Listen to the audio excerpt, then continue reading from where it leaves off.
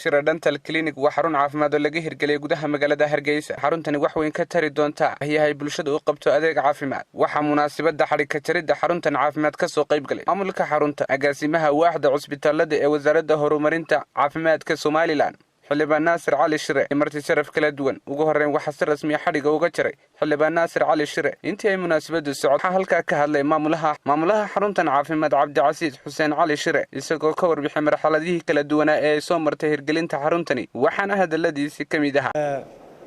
waxa marka koowaad iyo marka labaad iyo marka saddexaad ba mahadle Ilaahay subhanahu wa ta'ala inoo suurta galiyay inaan isugu nimaadno wanqalka meheradan Shire dental clinic meheradu waxa ku soo bilaabantay waxa weeyaan qalabka ilkuha ama waxa weeyaan alaabta ilkaha la isticmaalo ama kuraasta ilkuha ha noqoto ama qalabka la isticmaalayo ha noqoto waxa weeyaan waa sida waxaan ku sheegay sanad ba hadana sanadka ka dambeeyay la jaan qaadin waa sida tiknoolajiyada kale tiknoolajiyadu sanadba sanadka ka dambeeyay way isbedeshaa hadana isla bedelin oo sanad kasta qalabka cusub ee dunida ku soo biiray aanad maxaan ku sheegay la jaan qaadin waxa adkaanaysa inaad dunida wad ka hadhasa dunida ilkaha wad ka hadhasa waxaanu sameeynay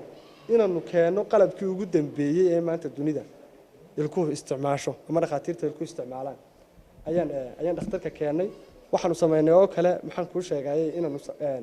inaan keenay Dr. Maxamed Sukar waxa weeyaan laba takhasus buu sitaa oo waxa weeyaan Somaliland maanta ku yar wuxuu sameyn doonaa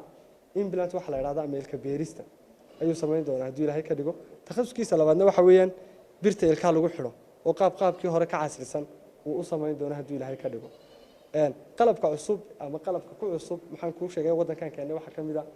x-ray-gi baa kamid ah qalabkii lagu cadeynayay ilkaha kamid ah waxaanu keeni doonaa oo kala dhawaan qalab la yiraahdo panoramic oo isaguna sawirka guud ee ilkaha la saaro x-ray-ganu keenay waxa weeyaan ama sawirkan ilkaha laga qaadano keenay waxa weeyaan waa qalabkii ugu dambeeyay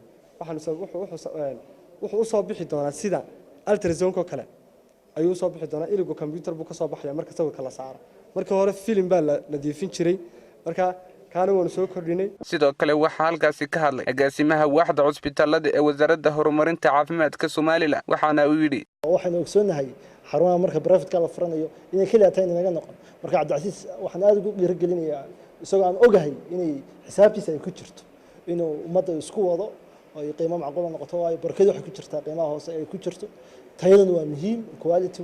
waxaan ogsoonahay imika inay xarumo badan oo ilka soo furanayaan laakiin se muhiimka quality oo aad waxaan ugu faraxsanahay inuu ku dadaalay inuu sameeyo qalabkii ugu tayada fiicnaa qofku markuu ilkaha ka xanuunsanayo maaha beeshin asala waa dadka qaar iyagoo xanuunsanaya way imanayaan laakiin dadka qaar waxa uu imanaya iyagoo ah doonaya sameeyaan extra smile ama smile ay sameeyaan sidoo kale makaanigaba waxa ay ku xiran biro braces baan xidhanahay waxaanan inta badan aan doonay in aan helo orthodontist ii sheega truly speaking 2017 waxaan ugu baxay Uganda for one reason in la soo eega ilkahayga oo la sheego alignment because dhakhtar baa iyo qalbi ugu dambeyn waxa halka hadallo hambalyo iyo dhiirigelin ka jeediyay xildhibaan Naasir Cali Shire waxaana hadaladiisi kamid ahaa laga hadlayo ganacsigu oo wax faa'iido leh waan ilaa rasuulka cali sallallahu u duceeyay oo barako la socoto mar walba waana shayga maanta looga baahan yahay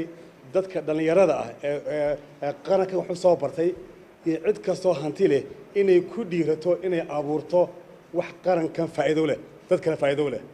marka laga hadlaayo faa'iido ilkaha caafimaadka uu leeyahay